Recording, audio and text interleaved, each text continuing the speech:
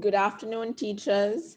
Welcome to this webinar series on ISE, Integrated Skills in English. And this is a two-part series. So the first one is developing reading and writing skills.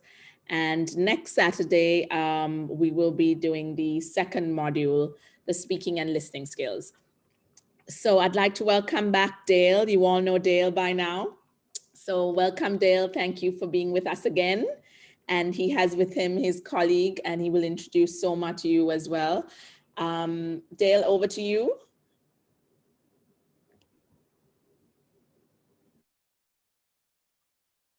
Thanks, Renu. Good afternoon, everyone, and thank you so much for joining us.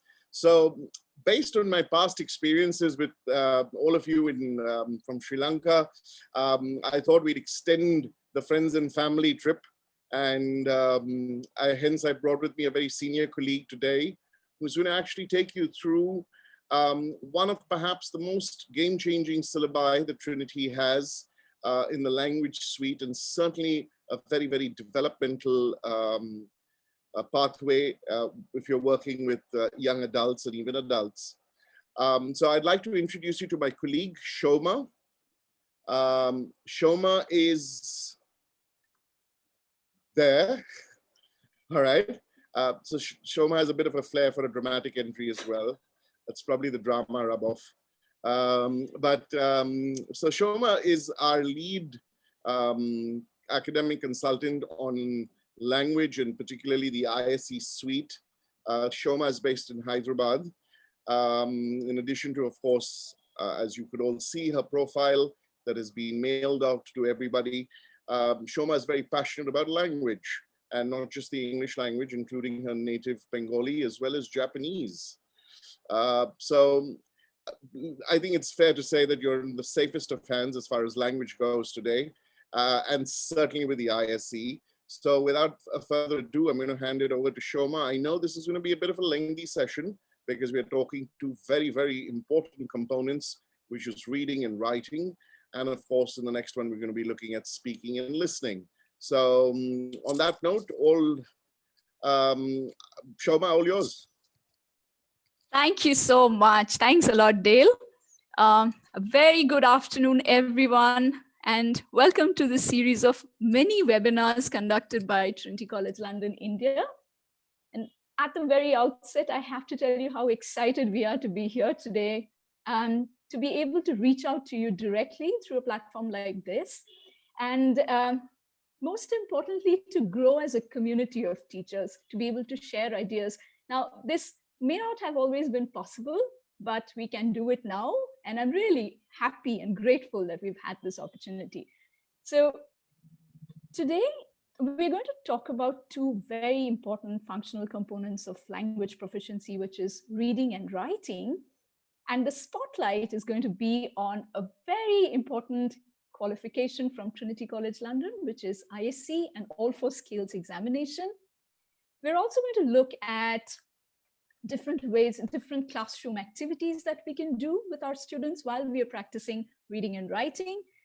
Now, it's absolutely all right if you don't know much about ISE or if you don't remember much about ISE, because I'm only going to use this as a model to show how you can approach different reading and writing tasks.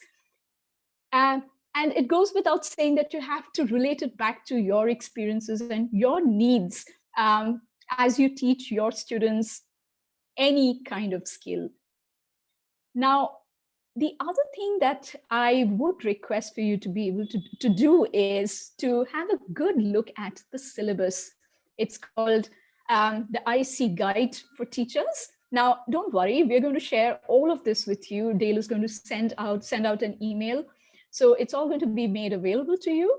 Now, the reason why I insist that you have a look at it is, even though it's specifications or the syllabus for ISE, it is very useful because it's a very compact and a beautiful guide to take you through LSRW. So even if you're not really preparing your students for ISE in particular, this is going to help you. So just go ahead and have a look at it. Now, before I start talking about reading and writing, I would really want for you to understand what kind of exam or what kind of qualification ISE is. It is an out and out skills exam. Now, what it means is that your students, your learners will have to show what kind of skills they have in reading, writing, listening, and speaking. And because ISE is a skills exam, the spin-on effect is huge. So as you get better and better at reading, writing, listening, and speaking, it benefits you beyond that one day of the exam, because an exam just lasts for about 2 hours. But when you start this journey with your students, it is a process of learning. So we have to see ISE not as a qualification that's just for a day. It's a process of learning, which needs a little bit of time, a little bit of effort and goal setting, just like any other skill. ISE also in very natural ways integrates skills. So integrates all 4 functional components. And in this sense, it is replicating real life. So to give you an example, I think it would be absurd to think of reading as a discrete skill, which is divorced from writing. So just think about it. If you're listening to something, suppose if I'm saying something right now, would you also not want to maybe take down notes, or you want to write something based on what you've heard, or you want to tell someone what you've heard? So this is exactly how skills come together in real life. And this is what your learners will be doing in ISE. So they will read something and then they're going to write something. They're going to listen first and then they're going to speak. So it's exactly how skills come together in real life, which is why ISE is such a beautiful exam, because it so organically brings skills together. And I say it with a lot of pride that it is, in fact, one of the best 4 skills qualifications out there in the market today. Right. Now, when we talk about reading, what you're going to see on the screen right now is a raft of sub-skills. Yes, it's a raft of skills that we really want our learners to have a good grasp over. Now, when we talk about reading, the things that we really want them to be able to have a good handle on is how to read for, say, general comprehension, how to understand, say, the main idea at paragraph level, the main idea at text level, how to scan for specific information, how to read between paragraphs, or careful reading, what we call it, how to infer meanings, how to compare, evaluate, summarize. Now, ISE, in fact, Trinity recognizes the need to focus on sub-skills. So, and I very strongly believe that when you look at sub-skills, instead of just the final picture, which is an exam question, it will really give some purpose to your students. They will really be able to appreciate this journey of where you take them through the whole process of reading. And the other thing that it also helps teachers or trainers with is that you can devise an entire lesson plan around these sub-skills. Instead of just giving your students maybe, say, a text with and asking them to tick off boxes, or giving them multiple choice questions. This is a little more meaningful. So what I'm going to do is take you through this process, and I'm going to share a lot of practical classroom activities that you can do with your students alongside these sub-skills. But before I go into that, I think it would make a little more sense to understand something in context of reading, which is, as teachers, we need to make this distinction between 2 very important types of texts. One which is called narrative text, and the other is expository text. So we all know what narrative texts are. This is what your students, your learners will start off with, maybe fiction, stories. And this has got a very distinct narrative or narrative style, right? As it's high in imaginative content, it's got a lot of emotions. And then they're going to slowly graduate to expository text, which is, in fact, the opposite of narrative text, because they're heavy on information, they're fact heavy. And fortunately or unfortunately, this is the kind of text that stays with them for the rest of their academic life, through school, through college, sometimes even at work. however, how should I put it? I mean, maybe a little intimidating, but that is what it is. This is the kind of text that they have to be comfortable around. Now, I don't know about you, but this is one experience that in my career as a teacher, as a trainer, that I've noticed is that it's maybe something that a mistake that we make in assuming that just because a student or a learner is a voracious reader of fiction, they would automatically have a good handle on expository texts. And that's not necessarily so. One of the reasons could be that with fiction, it's almost always you know that there is a similar organizational pattern. But every expository text has a different text structure. So if you look at an expository or an information text, maybe it could start off with two different point of view, or it could have maybe the cause first, then the effect, or effect, then the cause. So, or the main idea first, and then subsidiary ideas. And it's only natural that it can throw off even the best of readers. So this is one of the reasons why we need to start training our students, or at least showing them what the difference is between these two kinds of texts, and go into detail about expository text from as early as possible, maybe sometimes as early as in middle school, say standard 4 or 5. Now, broadly speaking, text structures come under 5 different headings. So you've got description text, you've got sequence, compare and contrast, you've got cause and effect, you've got problem and solution text. Now, just give me a second, please. So you've got problem and solution text. Now, what you could do is you could show something like this to your students, take your learners through a slide like this so that they know there are 5 different types of text. And you can also tell them that the easiest way to identify these text structures is through signal words, language. Now, what it means is, if you're reading an information text like a compare and contrast text, the signal words would likely be, however, although, but, etc. So these are dead giveaways. You know exactly what kind of text structure you're dealing with. So it's quite easy to identify them. Now, what your students will benefit from is if you can model this for them. So you could maybe randomly take a text structure from their school textbooks. So anything from history, geography, any text. And you show them that randomly, if I take a text structure, I will be able to find out the organizational pattern based on these signal words. So you highlight that for them. And the next step is where you could give them a graphic organizer. I'm going to come to that in a bit.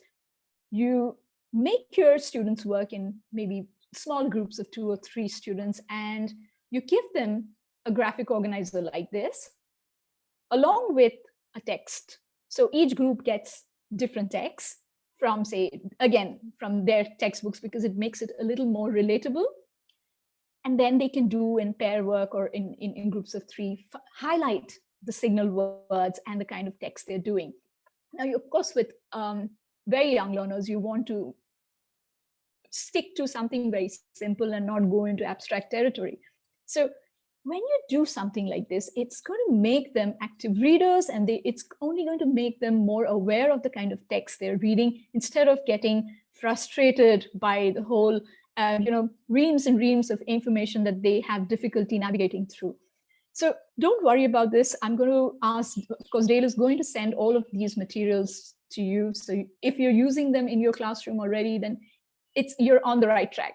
And if you still haven't started off, you could just use an expository text that I have given a lot of sample text structures, along with the kind of passage that goes with it. So you can just have some idea about it and use these graphic organizers along with the signal words to start off this whole journey of information text with your students. So while we're on the subject of information text, let's have a quick look at the kind of tasks that you have in ISE. So in ISE, you have something, the first task is a long reading task. Now, the best thing about ISE is that skills come together, like I had mentioned already. So reading and writing are tested individually as well as together. So the first task is something that your students are, I'm sure they're already familiar with. This is the kind of text reading that you do in class in any kind of academic environment. So you've got an information text and you have to answer 15 questions based on your reading of the text. So they're all very straightforward. The second kind of text that you have in ISE is the unique kind of text. It's called multi-text, where you read across 3 or 4 different text structures. So as you can see, I mean, it's not very clear, but you've got 3 reading texts. So you've got text A, text B, and an infographic. So even if it is not very clear, the visual, what this text is about is you have 3 or 4 discrete passages, all on the same theme.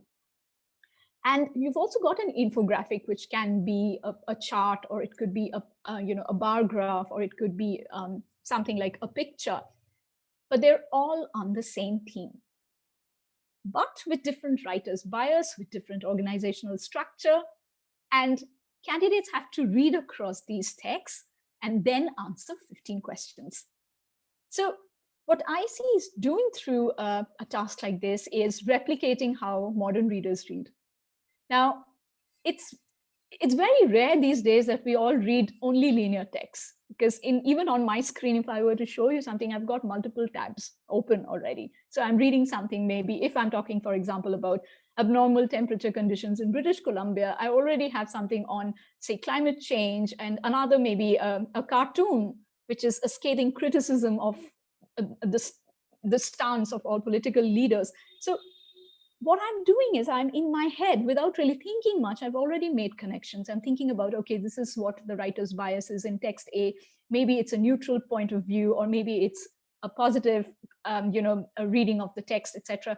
So you're going to do exactly that through a task like multi-text reading. So for millennials, for our young readers, this shouldn't be a problem, because they're already doing something like this through social media and through the kind of text that they read on an everyday basis.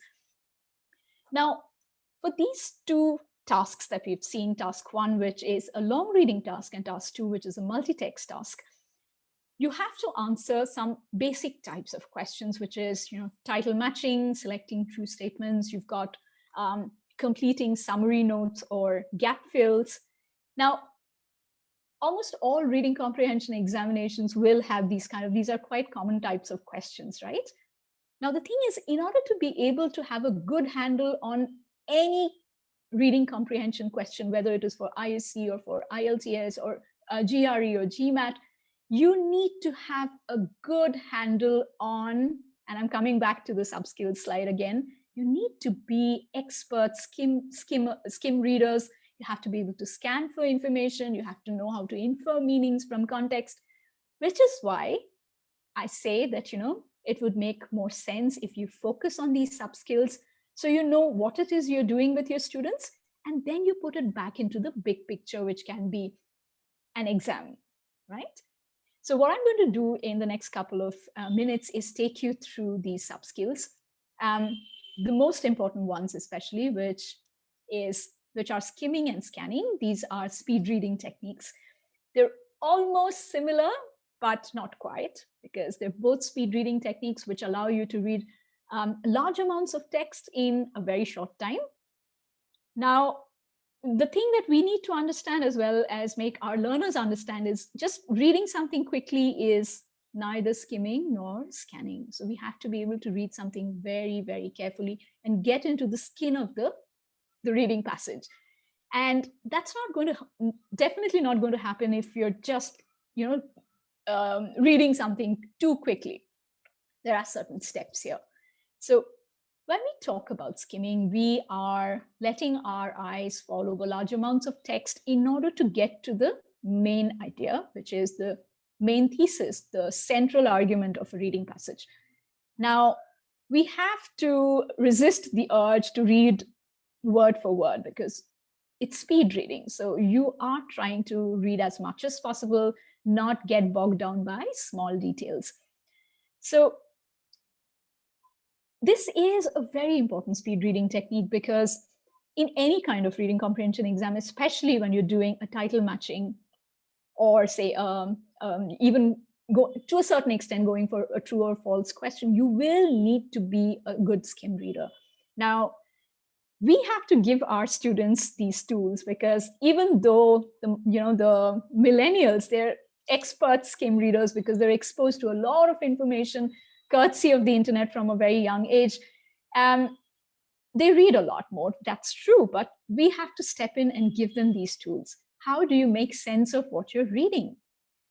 So there are a few steps that you need to follow when you're skimming. So you have to absolutely have a good idea what the introductory paragraph is talking about, because chances are that the writer is going to include that in either the first paragraph or in the second paragraph.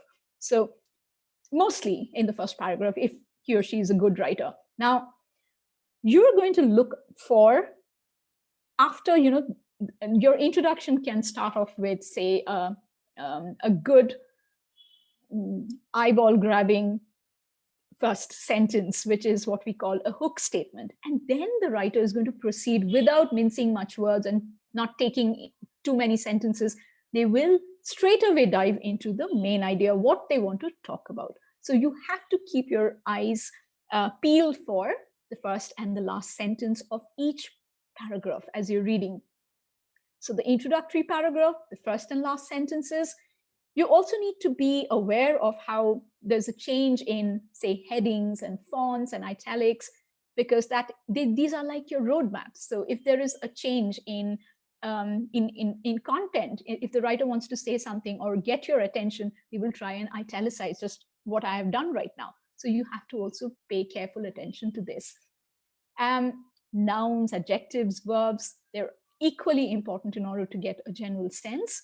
And also your conclusion, because if you've missed something important in the introduction, or if the writer has deliberately kept it as a mystery, they will definitely try and tie up the loose ends in the conclusion. So if you've missed out on anything, this is where okay, this is what the passage is about. So these are some of the important steps in skimming. Now, it's a completely different thing to tell your students that, okay, these are the steps, and a completely different ballgame when they are doing a reading comprehension passage.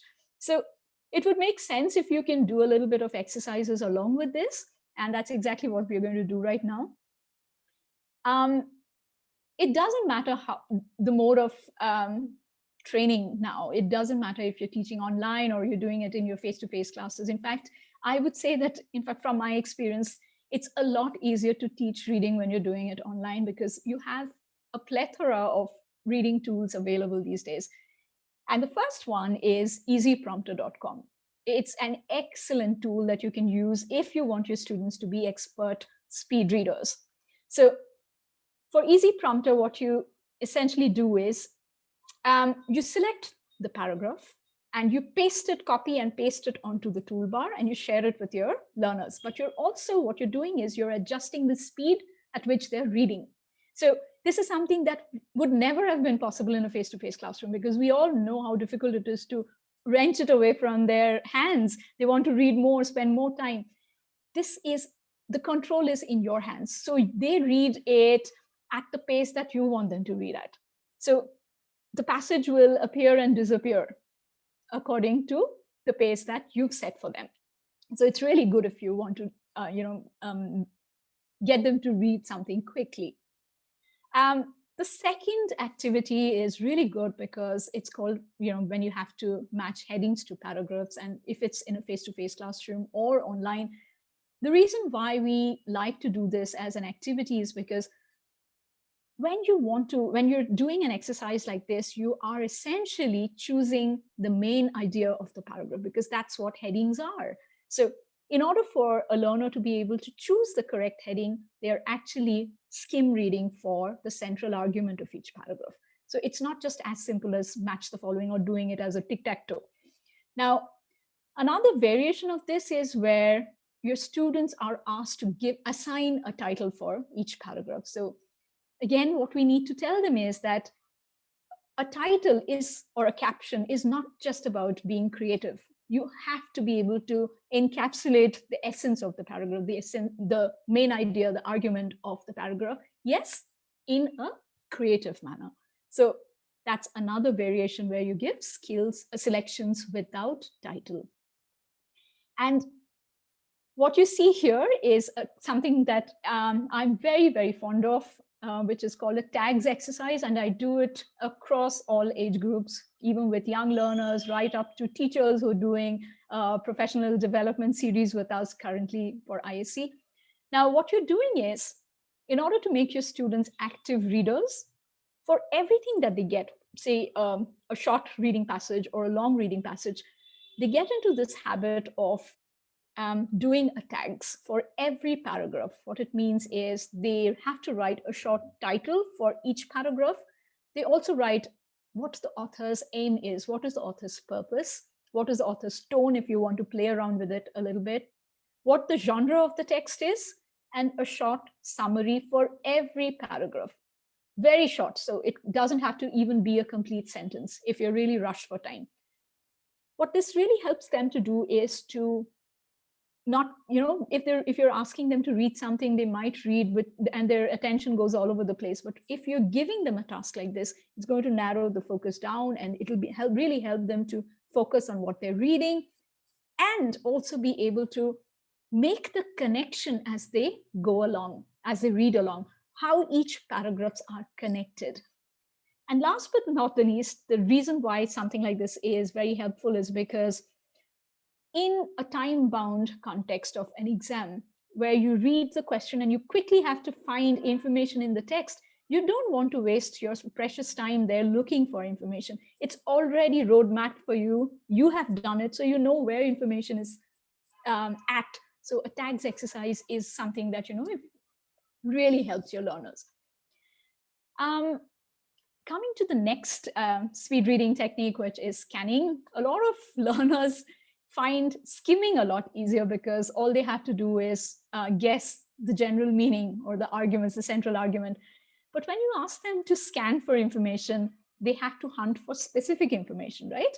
So they either read it too slow or too fast. And that is counterproductive because that is going against the whole idea of how to read something quickly. So what would really help them understand is that they're reading less and searching more, right? So their brain is on search mode here. They're hunting for something. Now, again, there has to be a few steps here. What you would be doing when you're scanning is, it would make a lot of sense if you understand what you're scanning for, right? So you understand the question. So it's as if, I always tell my students that, remember, you read the question and you keep it somewhere in your mind's eye, right? And then you go back to the text and you're hunting for that information. You're letting your eyes go all over the text. You're splitting up and down, back and forth until you found what you're looking for. But the search doesn't end there. You have to be able to read at least one or two sentences before, one or two sentences after that in order to get an overall idea of what you're looking for. Because sometimes, especially in these kind of high stakes exams, they will try to catch you on the wrong foot. So you have to make sure that you've scanned for the right information.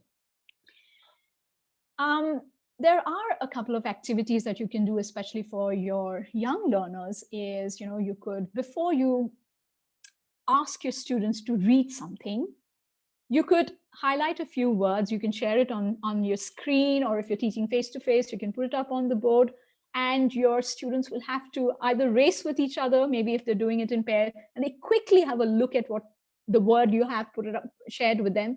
And once they find it, they circle that word. Another variation of it is if you give different word types like specific emotions or colors or adjectives or numbers from the text, and they have to look for it quickly. And whoever gets it first will be, you give them a sticker or something if they're young learners.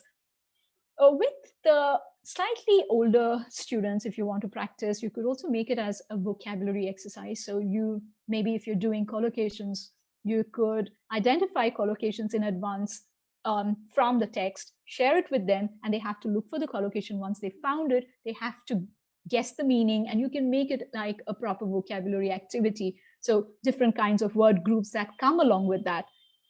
So the last speed reading technique, the speed reading that is very, very important is careful reading or reading across paragraphs. It is, in fact, the ultimate tool in order to get a macro structure understanding of the text that you're reading. Now, the kind of questions that it helps you to do is to answer true, false questions, gap fills. And there are three things that reading across paragraphs helps you to do. Now, you have to understand that paragraphs are like building blocks, and each paragraph will have its own argument, its own main idea. And when you're reading across paragraphs, it's easier for you to see the connection. It's easier to see how main ideas of each paragraph connect with the others. And then it gives you a mental picture of what the entire text is about. So that's the first thing that it helps you do. It helps you to distinguish between the main idea and supporting ideas of each paragraph. It also helps you to make this very important distinction between facts and opinions. So what are facts?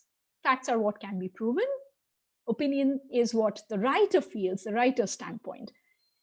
So this, I think, is not just an exam tool. It is a life skill, especially in today's day and time where everything masquerades as facts when it could be just the writer's opinion. So we need to teach our learners how to make this very useful distinction. And this can only be possible when you're reading across paragraphs. And the third thing is where you can make inferences based on what is either suggested or stated explicitly. Now, what that means is it's absolutely impossible for a writer to include everything in a reading passage. So the writer will expect the reader somewhere to read between the lines, literally. So you need to know that maybe the writer means something else. So you're guessing, you're making deductions based on what is not stated explicitly. And this again is possible only when you're deploying a skill like careful reading. Now, how do we do this? So at the most basic, especially for very young learners, you could start off with asking them to highlight the text. Now, it looks simplistic, but there's a reason why even an exam like ISE insists that candidates use their own highlighter to mark certain parts of the text and the question.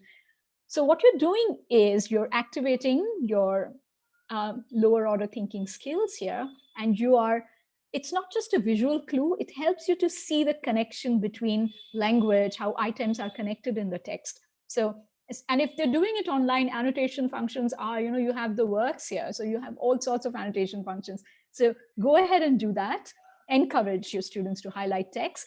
In fact, what I like to do with my students is I show them why I've highlighted some parts of the text and why I've left, because I'm not going to make it as a work of art, right? I want to select what is relevant for me. So they see your thinking process and they can replicate that.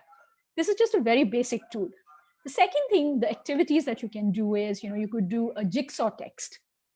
This is a classic example of how to go ahead with careful reading. So you cut up a reading passage into different paragraphs, and your students will have to lay it out sequentially.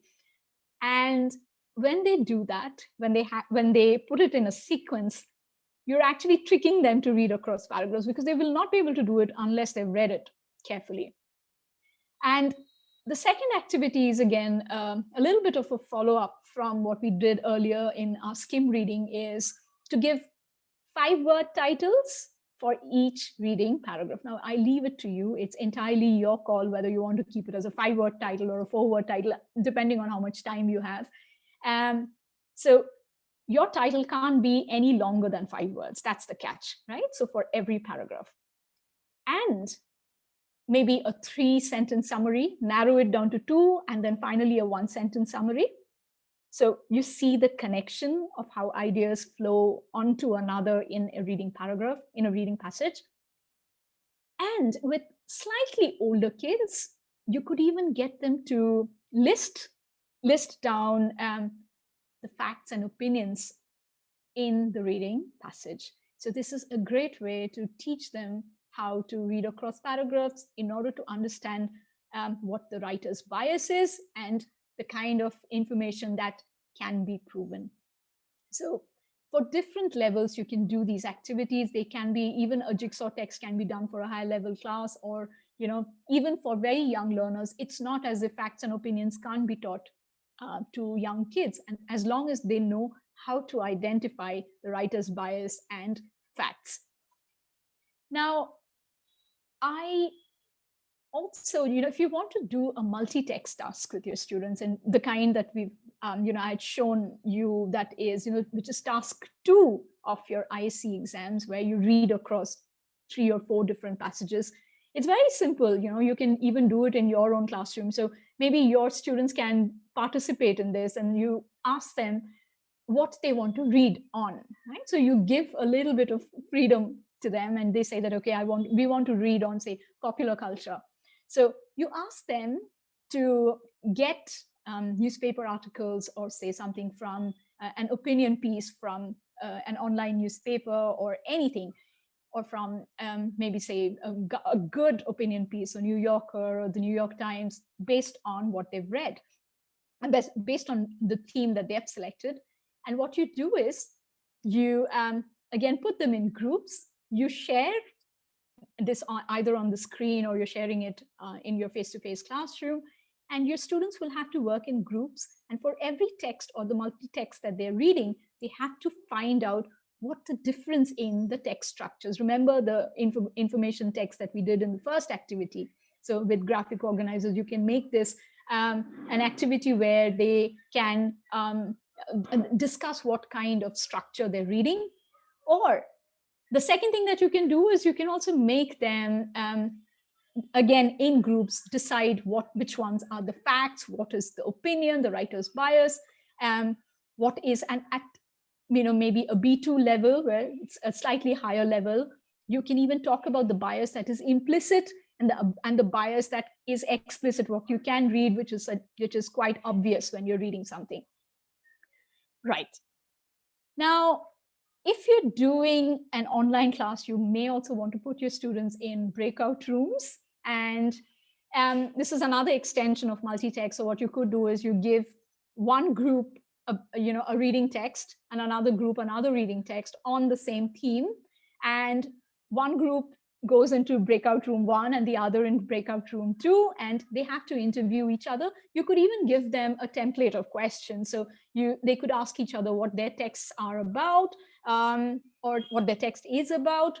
Would they be willing to stay in a hotel based on the review that they've read? So there's a lot that you can do, and then they can swap ideas and confirm. Right.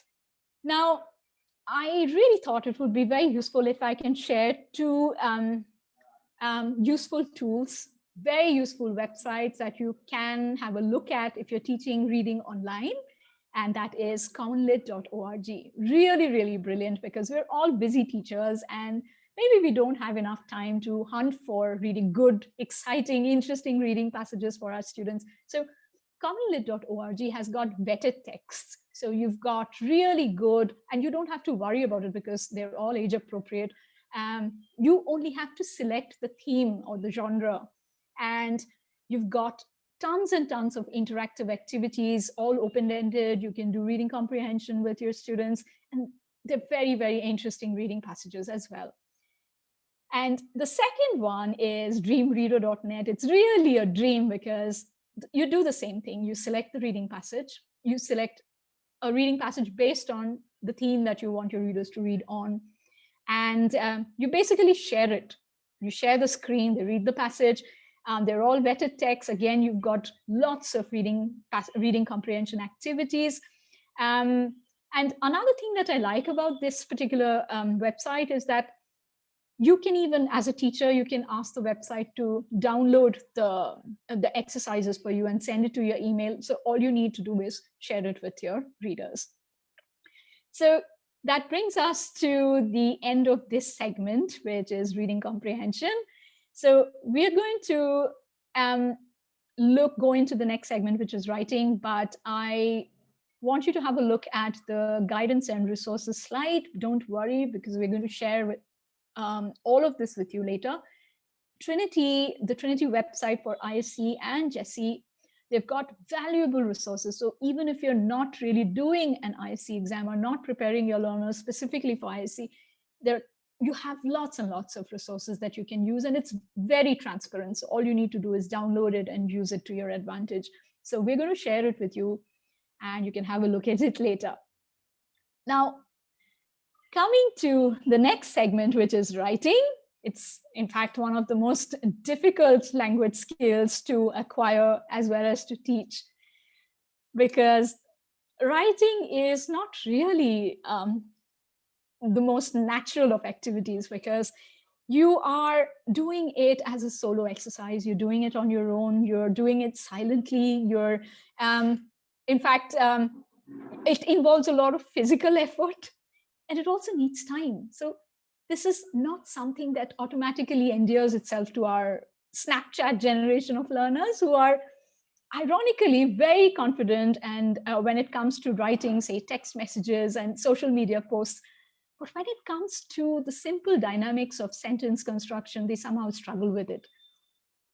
And writing has also been described as the Cinderella of all four skills, because it tends to get neglected and forgotten, and relegated to homework activities. But it doesn't have to be like this, because how do we make writing interesting for our learners? What do we do? It is a complex skill. I have to give you that. It's a complex skill, and it needs careful teaching as well. Now, what do we do about this? Now, there is no right and wrong answer here. There is absolutely no right and wrong way to go about with that. What works for you may not work for me, and vice versa. But it would be really useful if you can take your learners through the writing process instead of focusing only on the finished writing. So not just on what you publish, not just what you give to your teacher. It's the process that is extremely important. So when I talk about the component parts in writing, what I mean is some very important steps like brainstorming, awareness of genre, who you're writing for, your audience, the structure, peer review, and also, your drafting stage.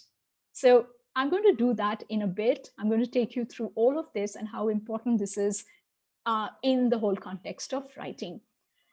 Now, right at the end, I'm going to talk about the ISE writing paper, but I really thought that it's important first that you see how anybody, whoever is practicing or teaching something like writing, how they can benefit from a process like this. Just give me a second. So the first step is something that tends to be given the short shrift by our young learners, which is the brainstorming stage. And I can't stress how important this is as a step, because at this step, you're not really thinking about full-blown writing. You're just thinking about ideas that come to your head, right? And it would be great if you can show this to your learners. You can demonstrate how to work with, say, a mind map, like a spider map. And at this stage, you're only thinking of populating the mind map. You're not thinking about the entire structure, only the ideas that come to your mind. And our learners need to see that this is a very crucial step, and even the best of writers go through the brainstorming stage. It's not, writing is a complex skill. It's not as simple as putting your pen to paper. So we need to encourage our learners to go through this step. The second stage is where we call this studying the task, studying the prompt. Now, there are two component parts to this. One is where you talk about what the purpose of the task is and who your audience is. Now, I have to say that as teachers, as trainers, sometimes we tend to focus a little more on the first bit, which is the purpose of the task, which is the genre, the format. But equally important, if not more, is understanding who you're writing for, who the audience is. And I think, I mean, again, in my humble opinion, I think this should precede the format, because it's very important to know who you're writing for, especially for young learners who tend to think that they're writing only for their teacher, which is technically true, but there is more to it, right? You're writing for someone else who could be the examiner, who could be the reader. Now, your learners need to understand the relationship between the reader before they can go on to anything. So when we talk about relationship with the reader, what we really mean is that how close are you to the reader? So typically, the closer you are, the less formal your writing is, and vice versa, right? So if you confuse roles here, it could be a little bit of a disaster, especially in the context of academic writing, because you'll end up using the wrong register, the wrong tone. So if we see the examples here, there I have put together 2 examples which are slightly exaggerated. You're writing an informal email to a colleague, and you're writing an informal email to a friend. So they're different. The tone and register is different. So you say, "Hi, Joyce, how are you doing? I'm going to be your new colleague. Let's hang out in the weekend." Or you get a little too stuffy and say, "I regret to inform you that I will not be able to make it to your party." So these are 2 extremes. So you don't have to be this formal, or you don't have to be this informal. So you have to strike the right balance. And this can only happen when you have established the relationship with your reader, how close or how distant you are. So when we talk about audience, there are different activities that you can do to expand your learners' understanding of audience. So what you could do, of course, is the first thing is what I had done just now. You can show them exaggerated examples of formal letter, both good and bad. And the second thing is you could ask them to write about something that is very close to their heart. So maybe these days children are very fond of video games and gaming consoles, right? So they can write about their favorite video game for a friend who has some idea about technology, who's familiar with video games. And they also go on to write about the same video game for an adult, for say someone like me who has absolutely no idea about all this. So when you do something like this, they will see that perspectives and narratives change according to different audiences. Just a second, I think I have a question somewhere. From an exam point of view, who would be the audience? So the prompt is going to tell you who the audience is. Maybe, so they might say, write an essay for your teacher, or write an essay to the manager of a hotel complaining about the services that you have recently experienced. So you have to know that this is the person that I'm writing for, and I don't know this person, or I'm writing for my teacher who I know, but there has to be a level of formality. Or write an email to a friend inviting him or her to your party. So that again is, this person is your audience. So depending on your audience, your tone and your register will change. So this kind of activity would really, really help your students. I really strongly believe that if you give your learners a lot of text analysis to do, so before you ask them to write something, it would be good if you can give them lots of good and bad examples, because in order to be a good writer, you have to be a critical reader first. So if you give them, expose them to different examples. So even if you're doing, say, an introduction, show them a good example. If you're doing an email, show them what a good email is. So they internalize that, and then they move on to produce an independent writing of their own. Right. Now, next comes purpose and genre or format, right? So this is where you think about why you're writing something. Is it to entertain the audience? Is it to persuade the reader? So for any kind of writing to belong to a particular format or genre, it has to toe the line of that genre. It has to follow the specifications of that particular genre.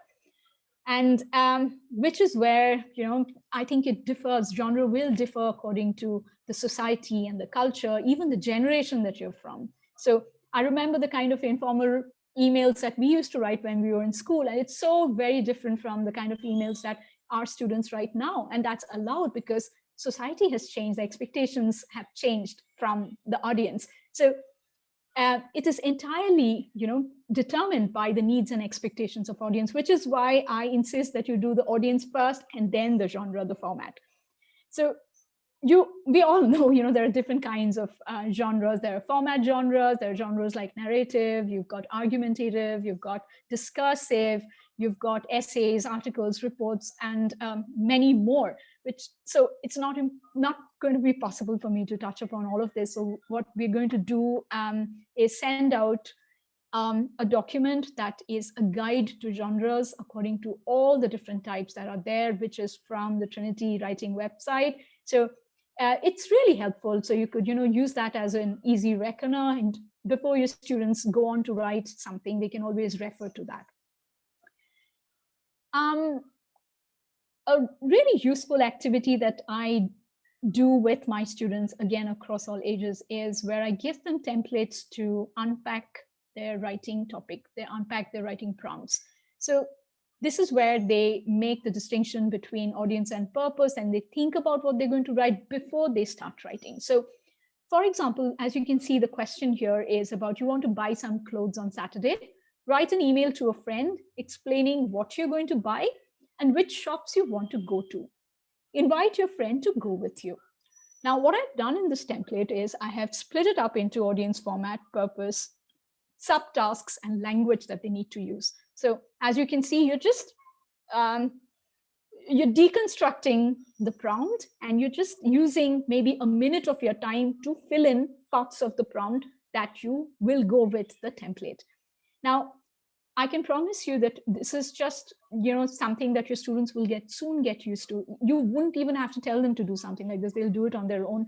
And this is very important, especially in a high stakes exam where you need to make sure that you haven't missed out on any part of the question. Because if you miss on, say, maybe the last bit, which shops you want to go to, or inviting your friend to go with you in a hurry, you've just read this much and you've missed out on this part, it's going to be disastrous because you're going to get marked down. So you don't want to do that. You don't want to be marked down on task fulfillment. So this is quite an easy exercise. Another activity that you could do with your students, just to have a little bit of fun with them and break the tedium in the classroom, is giving them pictures as prompts. So I used to do this a lot in my EFL classes, where where there's very little language. In fact, there is, there's minimum language here. So your students will have to describe these cartoons. So the first one is a weird cartoon, right? So you're using this as a springboard for discussion. They're not writing anything. They're thinking aloud in their groups, analyzing the cartoon. So when they're describing a weird cartoon, the language is a descriptive or a narrative language. If you're giving them a controversial cartoon like the one that you see here about Serena Williams, she threw a hissy fit in one of the US Open finals, and it was really, really controversial because the cartoonist had used Negroid features to show how irrational Black people are. So you can use that as a prompt to discuss in argumentative style or in discursive style, a prompt like this. And of course, you don't have to give them something as controversial. You can mellow it down and use something like Calvin and Hobbes, where maybe you can't see it. Calvin is asking his father, how do soldiers killing each other solve the world's problems? So it's controversial. You again have to use a discursive or an argumentative style. So your students are thinking about it. You're using this as the first step. And in fact, you could encourage them to come up with their own prompts. So they find, a little bit of ownership here. Right. So the next step is where you start thinking about how you're going to organize your writing, what kind of logic you're going to follow, what you're going to put in the introduction, how the paragraphs are going to look like, how you're going to conclude your writing. Now, in order for any kind of writing to have some measure of clarity or coherence, it's important that the reader can follow the writer's train of thoughts. So no writer in the right sense will expect the reader to understand everything from and wade through the chaos that's there in their head. So it's important that we keep it clear and coherent for our readers. Now, how do we go about with that? It is quite a tall task, but the most basic way to go about with it is to focus on something as simple as your paragraphs, because paragraphs is your building block. I've repeated this over a period of time, but what I've noticed is when I ask students, again, across ages, to give me a finished writing, I've always noticed that they just chunk it up into paragraphs. And they think that they've got a handle on it, because how difficult can it be to write a paragraph? So they just arbitrarily go on adding paragraphs, but there is so much more to it than just that.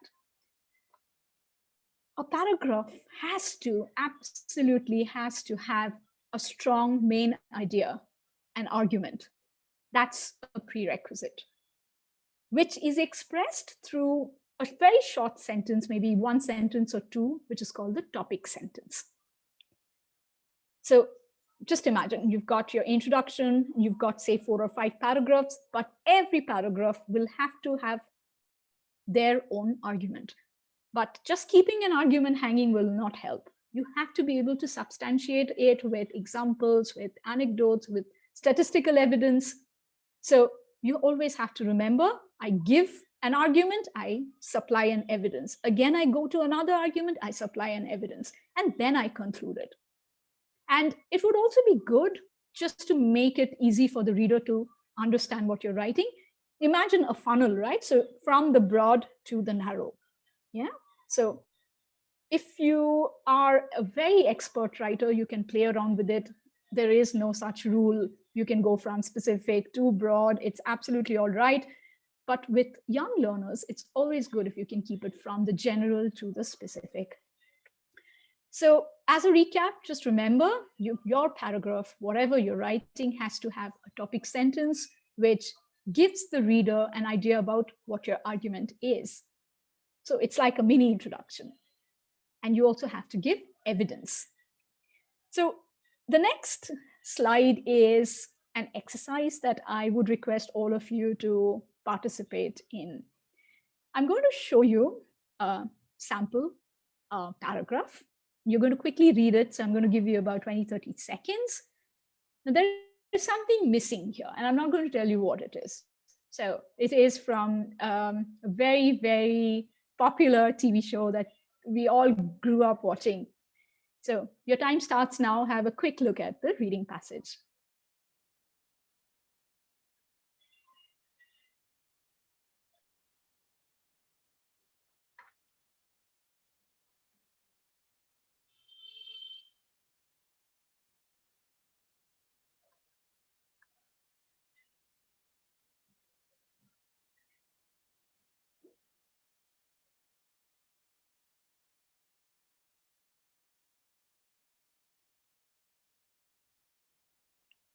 Right. So you have had a look at it, but is it making complete sense to you? It's missing something. It's missing the topic sentence, because the paragraph, this particular paragraph, starts off with, I really enjoyed watching Friends. I really wanted Rachel's haircut. Everybody wanted Rachel's haircut. Then you talk about Guess jeans. Then you're talking about fashion. Then you have advertisements. You talk about Sassy magazine. But what is the paragraph about? So you've just got supporting evidence. You've got fashion, you've got haircut, you've got maybe jeans. So how could you introduce the topic sentence to the reader? A topic sentence means a complete sentence. Could you quickly do that? So I'll give you a minute, and then you can share it on the chat box with me.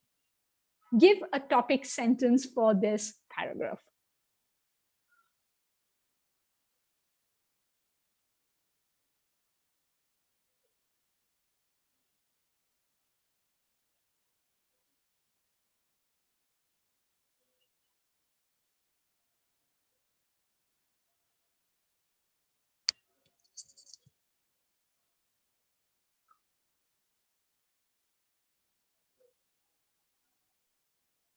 Okay, how times have changed. All right.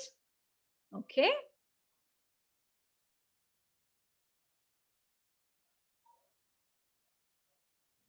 Remember, your topic sentence has to encapsulate the entire, the essence of that paragraph. And it has to be a complete sentence.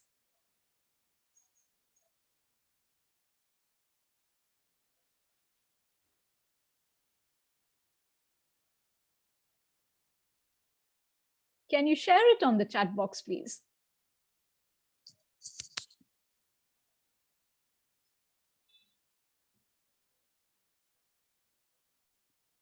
It's okay. All right. So I'm going to share with you my topic sentence.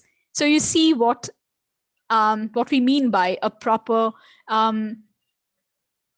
topic sentence. So look at this now.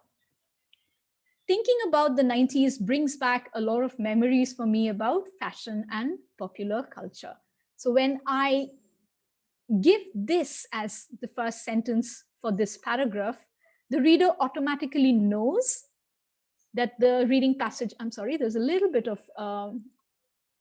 an error in the layout, and it's getting a little mucked up. So just imagine this as an entire paragraph with no gap here. All right. So when I talk about memories about fashion and culture in the 90s, and then give examples of the Rachel haircut, the magazines, then the reader knows that it's about fashion and popular culture. So if I start off with just the evidence, it's really leaves the reader with a lot of questions in their head, and you don't want that. Right, so that is what your paragraph should look like. Now, let's have a quick look at the rest of your organization. Now, it's impossible to go into detail with all of this, but if you're thinking about any kind of writing, whether you're writing a report or a summary or you're writing an email, it's better if you don't keep more than 5 to 6 paragraphs. The more you write, the more you break into paragraphs, it's going to be really annoying for the person to read. So keep it short, keep it in just 5 or 6 paragraphs. You start off with an introduction, which has to have a good attention grabber, a hook statement, and you tell the reader right in the introduction what your writing is going to be about, which is your main idea. Now, you have to understand that the main idea in your introduction is your central argument, and you're going to bring it over and over again in your body paragraphs.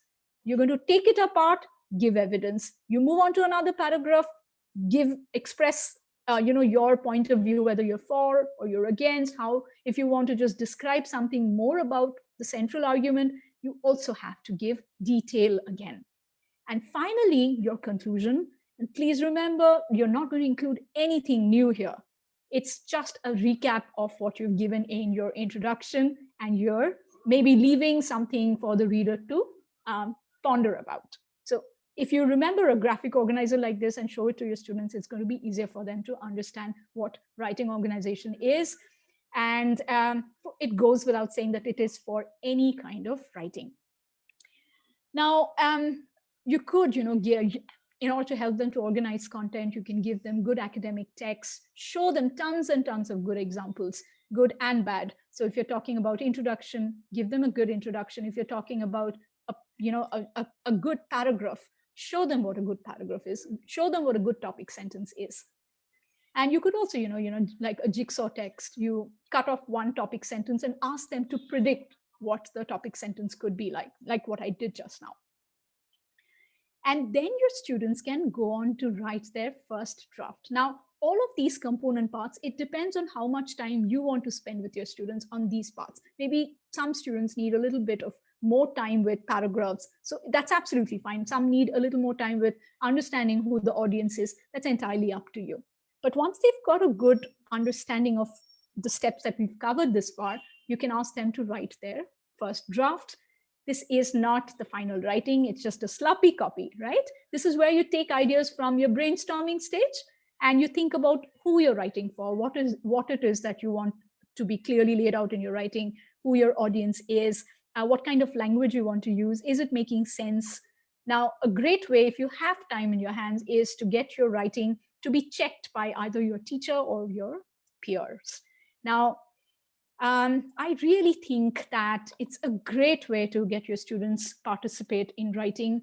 It becomes more collaborative if you can bring in peer feedback. I'm going to come to that in a bit, but I just wanted you to understand in ISE, you've got a separate section where you can plan your notes before you move on to your final writing. So this is because ISE Trinity recognizes that the drafting stage is just as important as your final product. So, right. Now, why I say peer feedback is very important, and it can be done even with very young learners, is that when you see someone else's writing, it actually helps you to have better comprehension of your own writing. Now, it needs a little bit of learner training, that I have to say. And the best way to go about with it is, maybe with, suppose it's very young learners, they work in groups, and say 2 or 3 students, and they see each other's writing. They have to say 3 things that they liked about their friend's writing, and 3 things that they were not very clear about. So maybe the language, maybe they didn't understand the vocabularies of something. So if anything is unclear, they flag it kindly. Now, how this is important, because giving constructive feedback doesn't come easily to sometimes even for adults. And the other thing that I do with slightly older kids is I show them what my marking strategy is like. So I tend to use, annotation, say WO for word order, punctuation, INF for informal, T for tense, and they use this to annotate each other's writing. So you can even give this as a homework task. So they take someone else's writing, annotate, and bring it back into the next class. So it's a great way. I can promise you that they're not only going to have fun with it, they're going to learn something out of it. And finally, once you've gotten feedback from your peers or from your teacher, you move on to your final text, which is final writing, where you make content changes. So you are willing to change the language here based on your feedback that you've got, or if you're doing it on your own, you see that, okay, these are the places where I need to do a little bit of editing, move things around before you write your final writing task.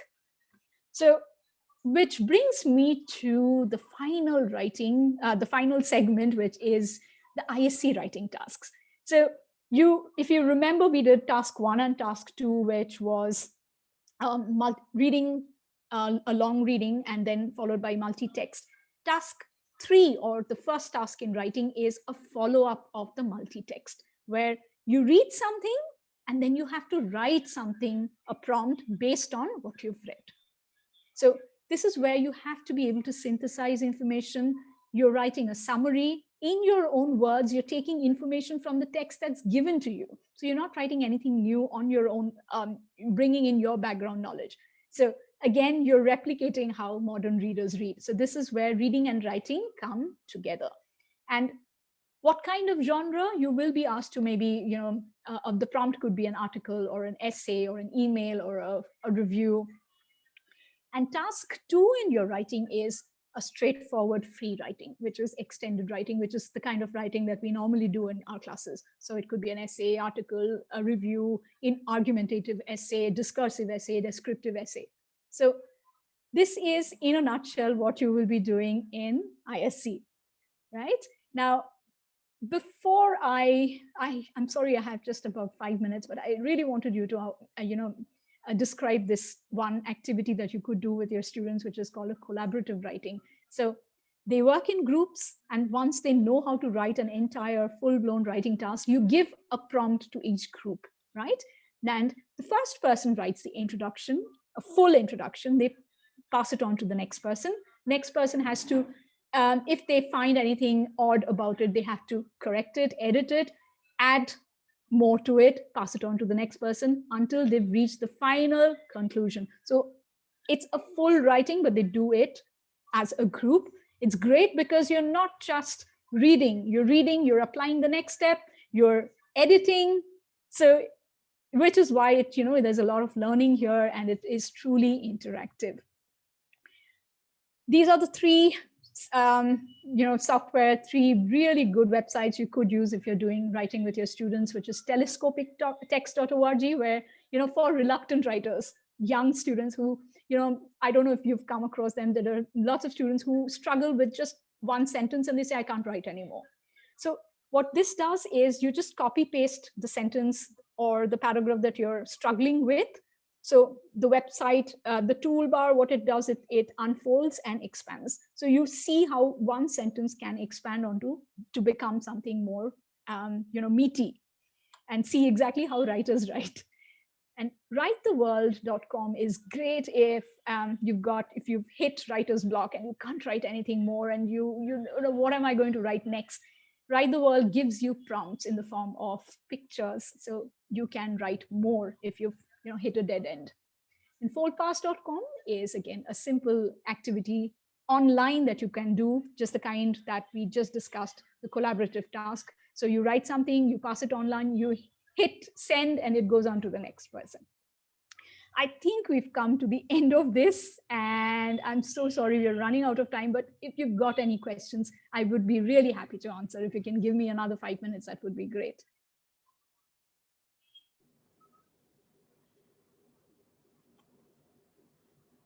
Thanks, Soma. That was really great. And I hope teachers, if you do have any questions, please put it in the chat box or in the Q&A box. Mm-hmm.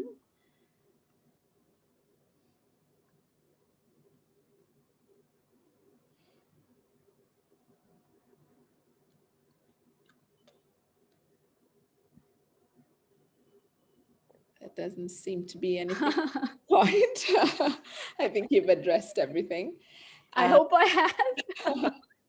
ISE is very new to Sri Lanka. We haven't had many candidates do ISE, so right. I'm sure the teachers have a lot to take in, especially since the GESE exams are very popular here. So the reading, the listening and speaking skills, I think, are more popular than the reading and writing. But I'm sure a lot of the teachers would be very interested to dive into the reading and writing skills too. Yes. Thank you. Thank you, Priyanka. Soma. So thank you, teachers, for joining us. And we'll be back here next Saturday at the same time, same place. Hope to see you all soon. Please pre-register. And I do think, Soma, will you be sending out a feedback form as well?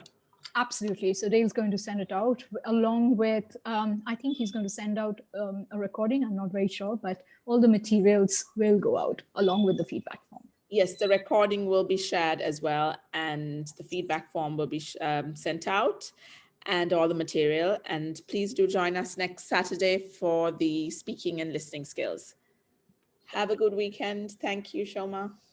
Thank you, Renu. Have a good weekend, everyone. Please take care. Bye. Bye.